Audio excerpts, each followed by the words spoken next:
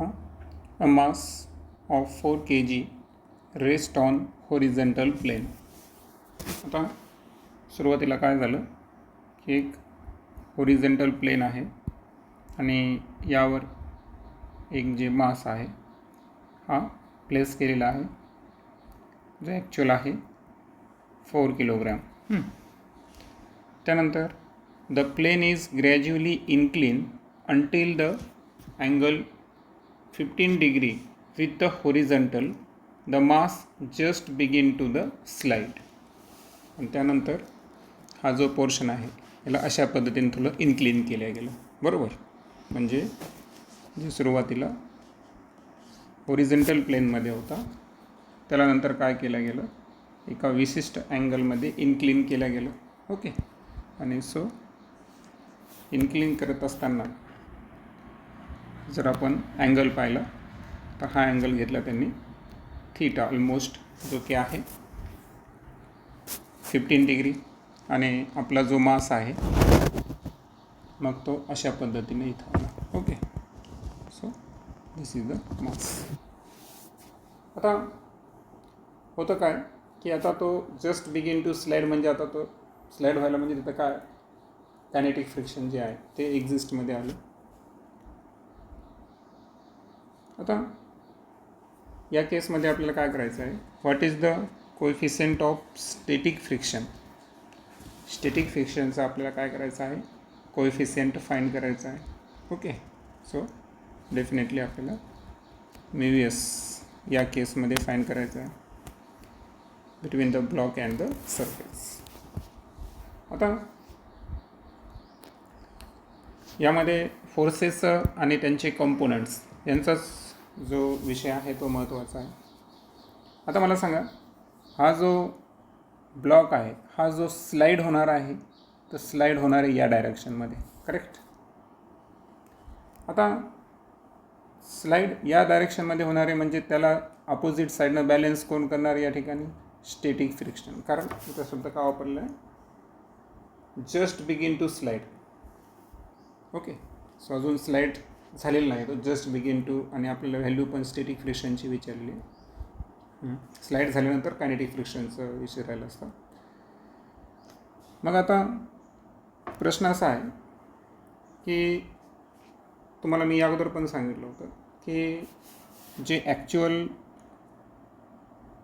इन्क्लीन प्लेनवर आपल्या याची डायरेक्शन बदलते का, ग्रॅव्हिटेशनल फोर्सची डायरेक्शन बदलणार नाही. तिथं कोण काय असणार, डायरेक्टेड टुवर्ड द सेंटर. पर इन्क्लीन प्लेनला दिशा बदलते कशाची, नॉर्मल फोर्सची. कारण नॉर्मल फोर्स हा प्लेनला परपेंडिक्युलर आहे. बरोबर आहे, दॅट्स वाय हा असेल आपली नॉर्मल फोर्सची डायरेक्शन. बरोबर, जे की इन्क्लीन प्लेनला कसा असतो तो परपेंडिक्युलर असतो. मग आता प्रश्न असा आहे की मग आता नॉर्मल फोर्सला बॅलेन्स ज्यानं केलं त्याला आपल्याला शोधायचं आहे. मग आता आपण काय करणार की ही जी डॉटेड लाईन मी काढली तर हा डॉटेड लाईननं जे डाऊनवर्ड फोर्स आहे, सपोज हा अँगल घेतला आपण थीटा. आता एनला एम जीनं बॅलेन्स केला नाही तर एम जीच्या एका कंपोनंटनं बॅलेन्स केलेला आहे. बरोबर, आता हा जो कंपोनंट आहे ती कोणती आहे, ॲडजेसंट साईड आहे. बरोबर, आता या अगोदर पण सांगितलं होतं इन्क्लीन प्लेनला काय करायचं असतं तुम्हाला, जे पॅरलल आहे तिकडं साईन आणि परपेंडिक्युलर कॉस, किंवा असंही तुमच्या लक्षात येईल. सो डेफिनेटली एम जीची ही ॲडजेसंट साईड आहे, त्याच्यामुळं नॉर्मल फोर्सला बॅलेन्स करणारा जो फोर्स आहे तो कोणता होता, M G cos theta. M G थीटानं नॉर्मलला बॅलेन्स केलं, आणि हे जे स्टॅटिक फ्रिक्शन आहे याला बॅलेन्स करणारा जो एम जीचा कंपोनंट आहे. बरोबर, तर आता हा असणार sine component. So it is a M G sine theta. So overall normal फोर्सला एम जी कॉस थीटा आणि static friction M G sine theta हे बॅलेन्स करायले. सो आपण लिहू शकतो की एम जी साईन थीटा जी आहे तर हा बॅलेन्स करतो स्टॅटिक फ्रिक्शन, आणि एम जी कॉस थीटा हा बॅलेन्स करतो normal force. Suppose this is equation 1 and 2. मग आता यांना आपण जर डिवाईड केलं, ओके, सो तुम्हाला माहिती आहे इथं शॉर्टकटमध्ये पण आपण डिवाईड केलं तर एम जी काय होणार आहे, कॅन्सल होणार आहे. आणि so tan θ is equal to Fs upon n, हे इक्वेशन आपल्याकडे येईल. आता या अगोदर तुम्ही पाहिलं आहे की जेव्हा आपण स्टॅटिक फ्रिक्शनला डिफाईन केलं होतं, ओके, तर स्टॅटिक फ्रिक्शनच्या वेळेस आपण एक शब्द वापरला होता,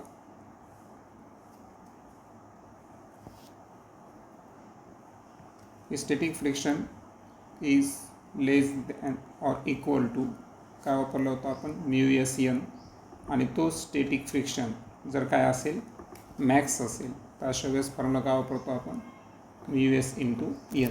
बरोबर, हे झाले स्टॅटिक फ्रिक्शनचे फॉर्म्युले.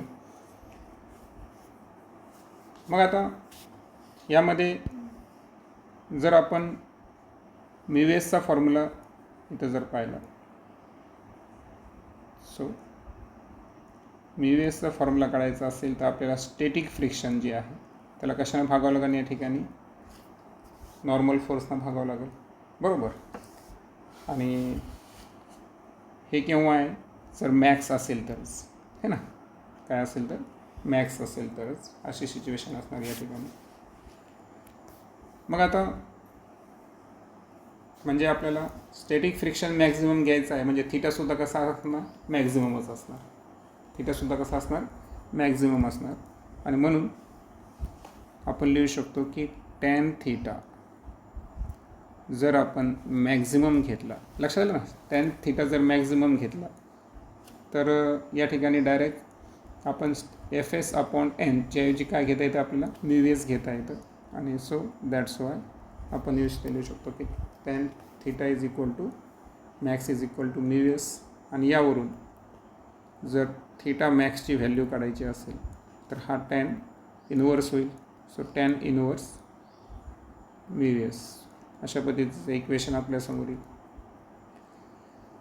आता यामध्ये आपल्याला काय झालं आहे की अँगल दिलेला आहे पहा, तर हा अँगल किती दिलेला आहे आपल्याला, 15 डिग्री दिलेला आहे. बरोबर, आणि म्हणून पुन्हा एकदा हे जे इक्वेशन आहे, या इक्वेशनमध्ये जर आपण μsची व्हॅल्यू काढली तर ते tan किती डिग्री आहे, tan θ मॅक्स वाटल्यास पुन्हा एकदा लिहितो. मग इथं tan डिग्री दिलेली आहे 15 डिग्री, आणि त्याची व्हॅल्यू जी आहे ती आहे 0.27. That is the answer. Next problem जर पाहिला आपण, what is the acceleration of the block and trolley system show in the figure. आता फिगरमध्ये आपल्याला जर पाहिलं तर इथे आहे ट्रॉली आणि इथं आहे ब्लॉक. ओके, तर हे ब्लॉक ट्रॉली सिस्टीम आपल्याला दाखवली आहे. Coefficient of kinetic friction between trolley and surface is 0.04, आणि त्यानंतर कायनेटिक फ्रिक्शन दाखवलेला आहे ट्रॉली आणि सरफेसमधला, तो आहे 0.04. Okay, so what is the tension in the string. मग प्रश्न असा आहे की आपल्याला स्ट्रिंगमधलं टेन्शन या ठिकाणी कॅल्क्युलेट करायचं आहे.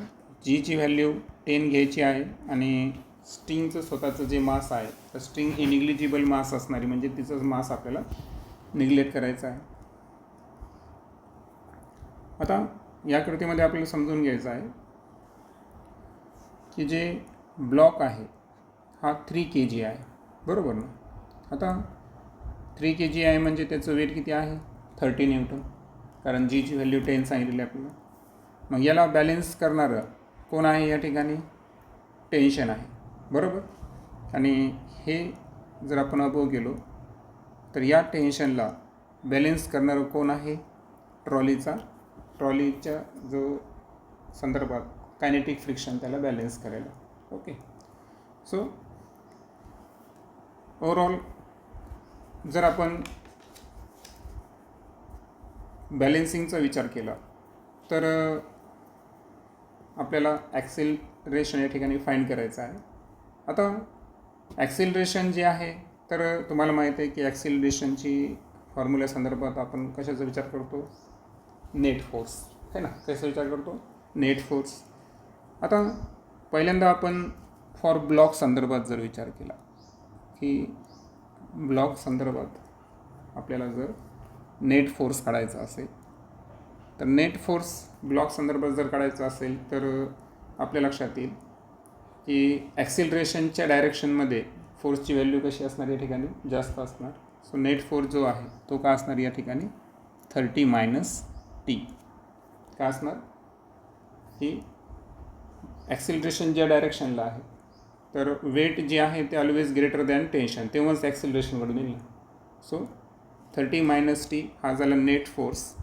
आणि हे जे 30 - t नेट फोर्स आहे ते यानंच काय बॅलन्स केलेलं आहे, mass into acceleration. So net force is equal to mass into acceleration. आता मास जर पाहिला आपण तर इथं 3 आहे, ॲक्सिलरेशन आपण A कन्सिडर करू, हे इक्वेशन नंबर 1. सो ब्लॉकसाठी लक्षात घ्या पुन्हा एकदा की आपल्याला 30 न्यूटनमधून जर आपण टेन्शन मायनस केला तर आपल्याला ॲक्सिलरेशनच्या डायरेक्शनमधला फोर्स मिळणार आहे. आणि तो फोर्स मास इंटू ॲक्सिलरेशन, ब्लॉकचं मास 3 आहे म्हणून त्याला आपण A ने मल्टिप्लाय केलं. क्लिअर.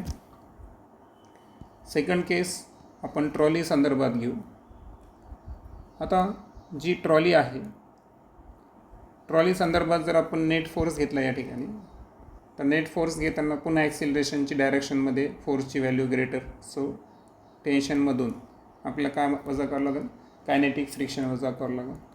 सो या केसमध्ये एफ नेट जे आहे काढायचं असेल तर आपल्याला काय करावं लागेल, टेन्शनमधून कायनेटिक फ्रिक्शन मायनस करावं लागेल. मग यावरून पुन्हा एकदा जर F is equal to M A जर पाहिला आपण तर नेट फोर्स काय आपल्याकडे टी मायनस एफ के, बरोबर. आणि मास इंटू ॲक्सिलरेशन, मास किती आहे सेकंड केसमध्ये 20 आहे. सो 20 इंटू ए. ॲक्सिलरेशन दोन्ही केसमध्ये सेम असणार, अगोदर सांगितलं. सो हे झालं सेकंड केस जी ट्रॉली संदर्भात आपण पाहिली. आता कायनेटिक फ्रिक्शन संदर्भात आपल्याला माहीत आहे की कायनेटिक फ्रिक्शनचा फॉर्म्युला काय आहे, म्यू के इंटू एन, बरोबर. मग आता ॲक्च्युअल आपल्याला तिथं 0.04 ही व्हॅल्यू पण दिलेली आहे या ठिकाणी, बरोबर. आणि जर आपल्याला नॉर्मल फोर्स काढायचा असेल या ठिकाणी तर आपल्याला काय करावं लागेल, म्यू केची व्हॅल्यू दिली आहे 0.04 आणि नॉर्मल फोर्स जी आहे तर सो हे जे कायनेटिक फ्रिक्शन आहे तर या कायनेटिक फ्रिक्शनला बॅलन्स करणारा कोण असतो या ठिकाणी, एन. तर आपण कायनेटिक नॉर्मल फोर्स जे आहे तो आहे एम जी आणि ट्रॉली संदर्भात येतो. तर ट्रॉलीचं मास किती आहे 20, ओके. सो घेऊ डायरेक्ट का अगोदर एम जी लिहितो, नॉर्मलचा फॉर्म्युला काय लिहितो एम जी. सो 0.04, ट्रॉलीचं मास आहे 20, ग्रॅव्हिटी किती घ्यायला सांगितली आपल्याला 10. आता 2 0 कॅन्सल झालं, बरोबर. सो आन्सर किती येईल या ठिकाणी 8 न्यूटन. हा असेल कायनेटिक फ्रिक्शन, बरोबर. मग आता कायनेटिक फ्रिक्शन फाइंड केल्यानंतर आता आपल्याला इथं काय करायचं आहे की पुन्हा एकदा इक्वेशनची रिअरेंजमेंट करून घेऊ आपण. आता ही जी व्हॅल्यू आहे ना तर ही व्हॅल्यू आपण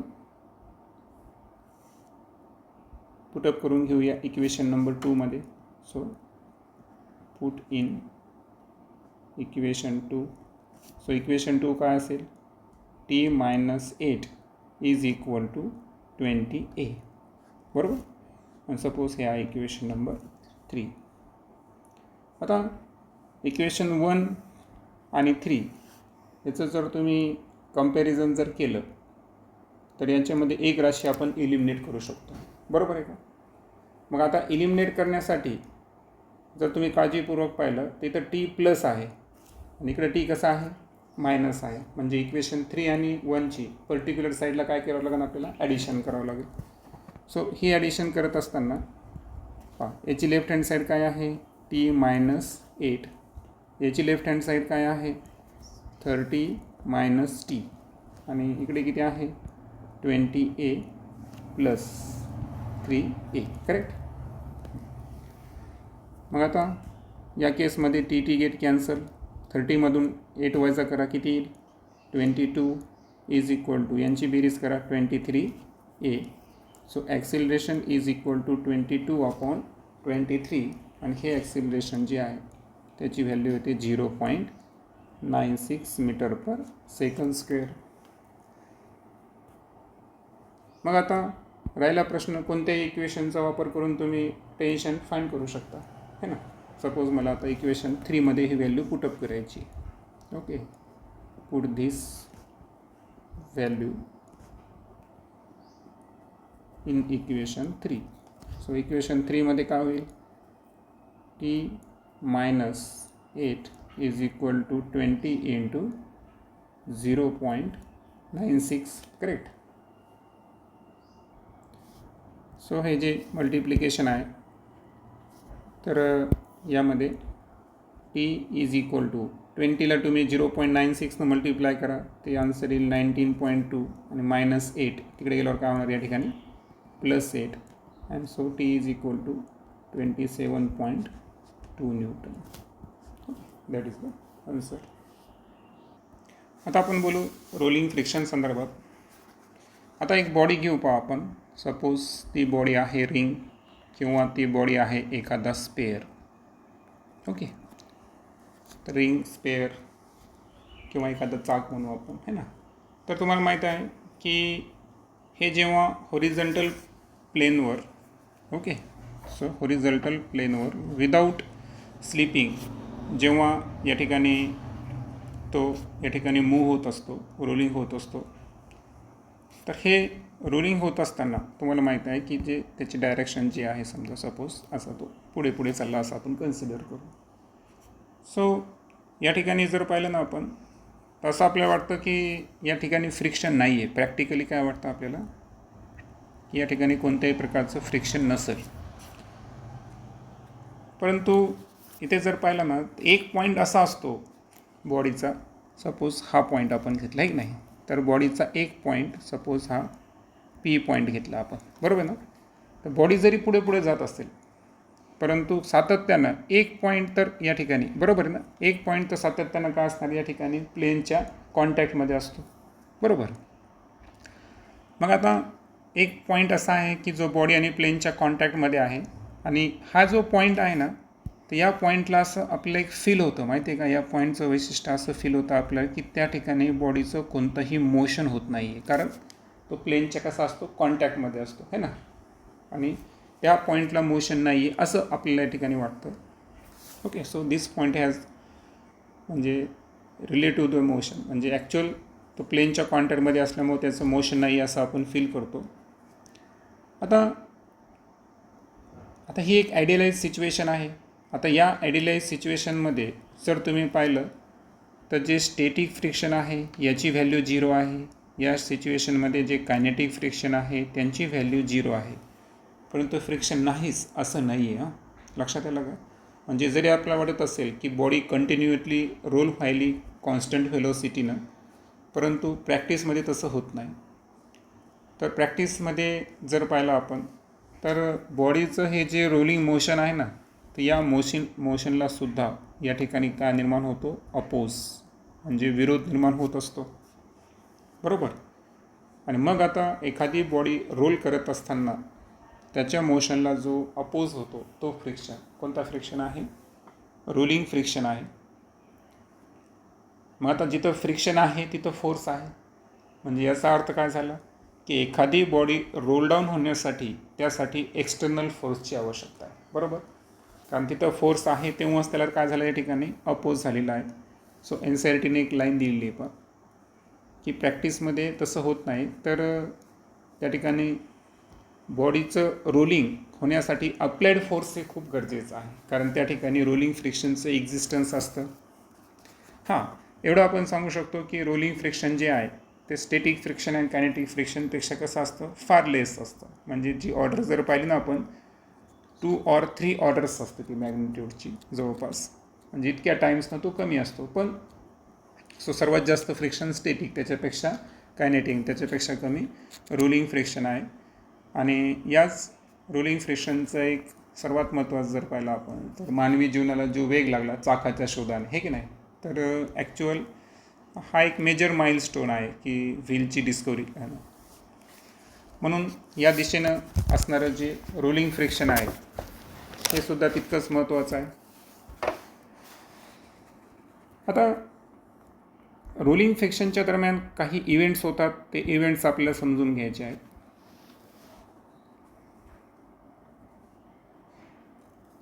आता पहिल्यांदा एक लक्षात ठेवायचं आहे की रोलिंगच्या दरम्यान मी तुम्हाला म्हणलो की काही सरफेस जो आहे ना, द सरफेस इन कॉन्टॅक्ट, जो प्लेनच्या कॉन्टॅक्टमध्ये येतो, तर या ठिकाणी थोडंसं प्रमाणात बॉडी स्वतःचा शेप बदलते किंवा बॉडी या ठिकाणी काय होते, डिफॉर्म होते असं आपण म्हणू. ओके, सो थोड्या प्रमाणात का होईना त्या ठिकाणी बॉडीमध्ये लिटल डिफॉर्मेशन होतं. अँड याचा परिणाम म्हणून काय होतो की बॉडीचा एक विशिष्ट एरिया, म्हणजे आपण असं म्हणू की एक फायनाईट एरिया जो आहे तर हा या सरफेसच्या कॉन्टॅक्टमध्ये येतो. ओके, बरोबर. एक बॉडीचा काय झालं या ठिकाणी एक विशिष्ट एरिया कॉन्टॅक्टमध्ये येतो आणि याचाच नेट इफेक्ट म्हणून हा जो कॉन्टॅक्ट फोर्स आपण म्हणालो ना, तर हा ॲक्च्युअल या ठिकाणी काय असतो की जे आपण या ठिकाणी पाहिलं की मोशनला त्या ठिकाणी काय व्हायला, अपोज व्हायला, तर त्या अपोजच्या डायरेक्शनमध्ये काम करणारा हा फोर्स असतो. म्हणजे याचा अर्थ जरी रोलिंग फ्रिक्शन म्हणजे बॉडीचं मोशन पुढे पुढे व्हायलं, परंतु त्याला अपोज त्या ठिकाणी कोण करायला, या ठिकाणी कायनेटिक रोलिंग फ्रिक्शन या ठिकाणी करत आहे. सो ओव्हरऑल जर पाहिलं तर रोलिंग फ्रिक्शन संदर्भात एवढ्याच कन्सेप्ट या ठिकाणी NCERTने घेतलेलं आहे. पहा, हां, याच्यानंतर NCERTनं काय केलं आहे की फ्रिक्शन रिड्यूस करण्यासाठी काही है ना मेथड्स दिलेले आहेत या ठिकाणी. सो बऱ्याच सिच्युएशन्स आहे की ज्यामध्ये आपल्याला friction how to reduce friction अशी कन्सेप्ट घेऊ आपण. How to reduce friction. मग आता फ्रिक्शन कमी करण्यासाठी कोणत्या कोणत्या गोष्टीचा या ठिकाणी यूज केला जाईल. आता पहिला पॉईंट त्यांनी सांगितलं की कायनेटिक फ्रिक्शन जे आहे ना, तर ते रिड्यूस करायचं असेल कोणत्याही मशीनमधलं, तर या ठिकाणी कशाचा वापर करायचा, लुब्रिकंट्स, जे ऑइल्स ग्रीस वगैरे असतं ना, असे जर लुब्रिकंट्स आपण वापरले तर बऱ्याच मशीनमधलं कायनेटिक फ्रिक्शन आपण रिड्यूस करू शकतो. त्यानंतर फ्रिक्शन रिड्यूस करण्याची सर्वात बेस्ट मेथड जर कोणती असेल तर ती आहे बॉल बेरिंगचा यूज. बऱ्याचशा मशिनरी आहेत, इवन मोटरसायकलपासून तर फॅनपर्यंत बेरिंग असते. ज्याच्यात तुम्हाला इथं फिगर दाखवले एक मेटलचे 2 तुम्हाला हे दिसतील आणि त्याच्या आतमध्ये छर्रे असतात. बरोबर आहे का. तर याला काय म्हणतो आपण, बॉल बेरिंग्स म्हणतो. तर हे बॉल बेरिंगच्या साहाय्यानं सुद्धा आपण मुव्हिंग पार्ट्समधलं फ्रिक्शन कमी करू शकतो. आता होतं काय की एखादी बॉल बेरिंग आहे आणि सरफेस त्याच्या कॉन्टॅक्टमधला अतिशय जर स्मॉल असेल तर तुम्हाला ऑलरेडी सांगितलं मी की अशा केसमध्ये रोलिंग फ्रिक्शनची व्हॅल्यू खूप कमी असते. बरोबर ना. आता त्या व्यतिरिक्त आणखीन एक पर्याय जर पाहिला आपण तर एक थिन कुशन जे आहे, थिन कुशन ऑफ एअर. तर एअर कुशन म्हणजे 2 सरफेसच्या मध्ये जर एअर प्रेशर जर क्रिएट केला आपण, तुम्ही एअर ब्रेक्स वगैरे असे काही कन्सेप्ट वाचले असतील तर याच्या साहाय्यानंसुद्धा आपण काय करू शकतो, फ्रिक्शन रिड्यूस करू शकतो. ओके. सो सॉलिड सरफेसचे जे रिलेटिव्ह मोशन आहे तर त्यामधलं फ्रिक्शन रिड्यूस करण्यासाठी त्या दोघांच्यामध्ये इथं तुम्हाला दाखवलं आहे एअर कुशन, की या ठिकाणी एक प्लास्टिक डिस्क आहे होलसहित आणि त्याच्यावर एक इन्फ्लेटेड बलून दाखवलेलं आहे. तर एअरच्या साहाय्यानं प्रेशरला जे आहेत फ्रिक्शनला रिड्यूस केलेलं आहे. तर थिन क्वेश्चन ऑफ एअर हे सुद्धा एक या ठिकाणी फ्रिक्शन रिड्यूस करण्यासाठी यूज केलं जातं.